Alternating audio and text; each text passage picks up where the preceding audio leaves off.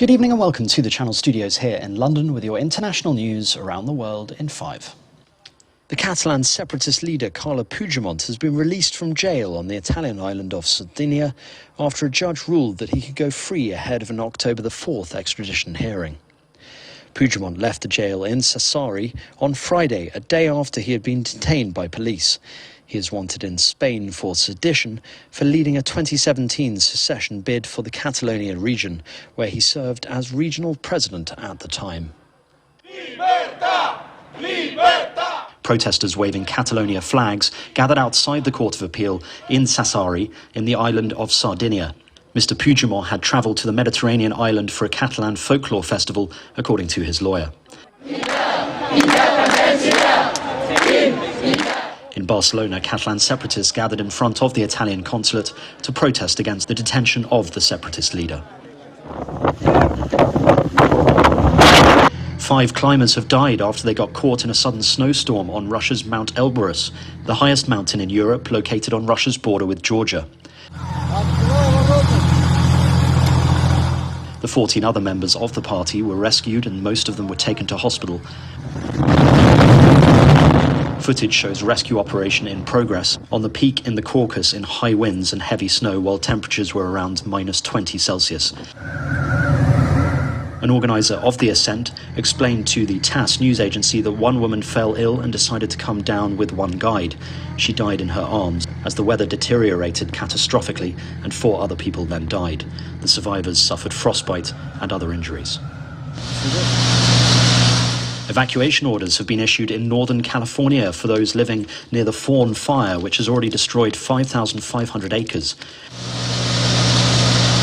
Footage shows firefighters working through the night in Redding to battle the blaze, which officials estimate is only 5% contained.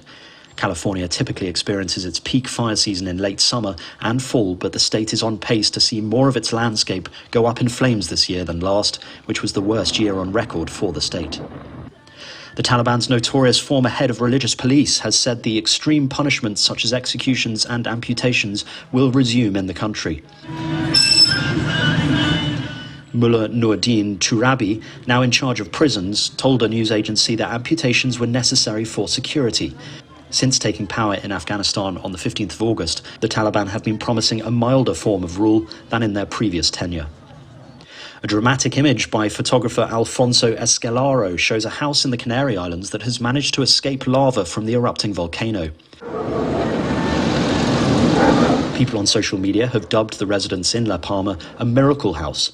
The volcano started erupting on Sunday. More than 200 homes have been destroyed and around 6,000 people evacuated. It is owned by a retired Danish couple who said they were relieved the house is still standing. The lava from the volcano is still advancing and scientists are not sure how long the eruption will last. The FBI has issued a federal arrest warrant for Gabby Petito's boyfriend for his use of unauthorized devices following her death. Miss Petito's body was found on Sunday inside a park the couple had visited during their road trip. Mr. Laundrie is currently missing, and the indictment says Brian Laundrie used a debit card and PIN number for accounts that did not belong to him between the 30th of August and the 1st of September. Footage shows police officials searching for him at a Florida nature reserve.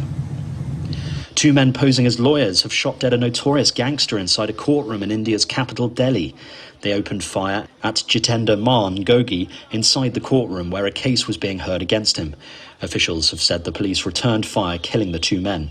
They suspect a rival gang planned the attack.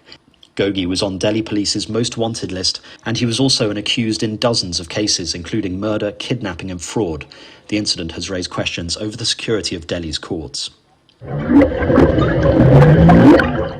And finally, impressive drone footage has captured 15 male humpback whales following a female in the waters off Australia's Queensland state in what scientists call a heat run.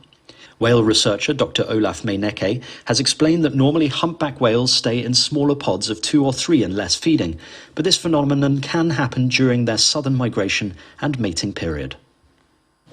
And that's your international news around the world in 5. Now back to the Channel Studios in Lagos.